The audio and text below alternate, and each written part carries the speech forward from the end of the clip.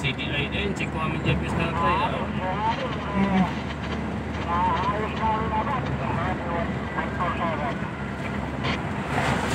Ako nga nakita nga impound niya, impound niya, ipagpiyasaan na kayo niya. Kadamot dyan doon ang helmet na naikarga?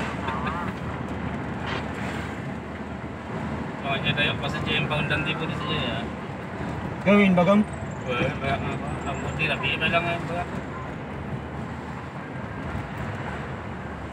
Philippine National Police na magbigay ng agarang responde para matiyak ang kaligtasan ng mga taong apektado sa pagkukumpune ng San Juanico Bridge. Una na kasing inikomenda ng National Disaster Risk Reduction Management Council ang pagdeklara ng State of Calamity. So yan guys, nagbaba na ako dito sa may Paracat Street. The number 1 and most trusted radio network in the country. So maraming pumapara dito. Tingnan natin ang second trip guys. Yan. Umaga po na ito, makakausap naman natin sa puntong ito ang Deputy Minority Leader dyan sa mababang kapulungan ng Kongreso at kinatawan mula sa Alliance of Concerned Teachers Party List, Representative Frank Castro. Terminal po yan. Anong terminal? Anong bus? Sorry.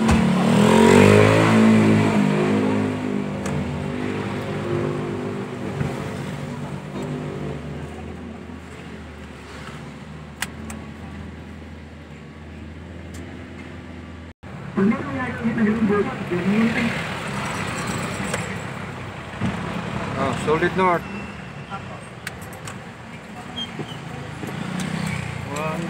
130.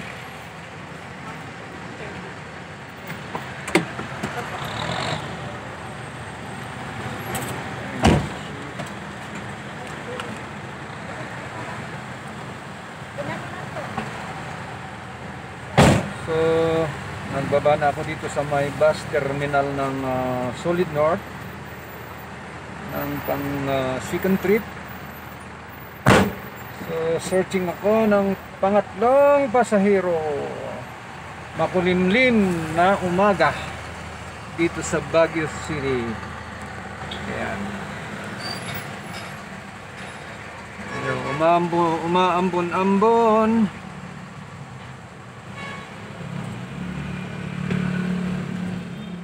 So,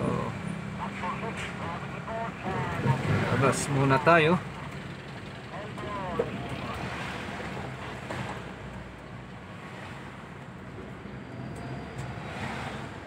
Acknowledge sa automatic control 144 station of 949.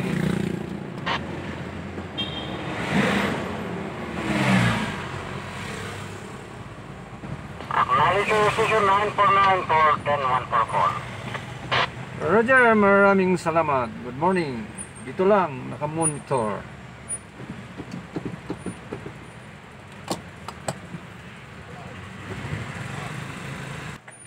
Yan ay tomorrow.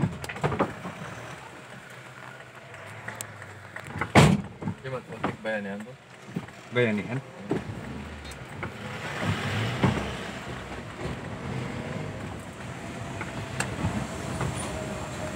Shower.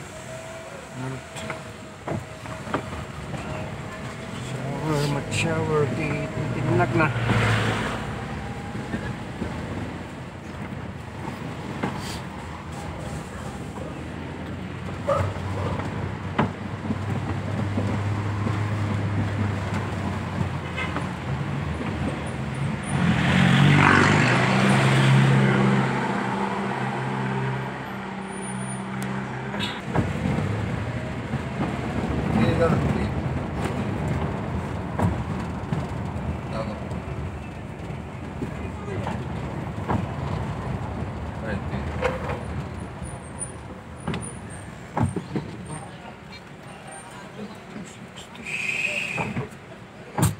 Awan siguro di Sierra Bravo na ta, nakas na di panahon na. Okay. So yan guys, pang third trip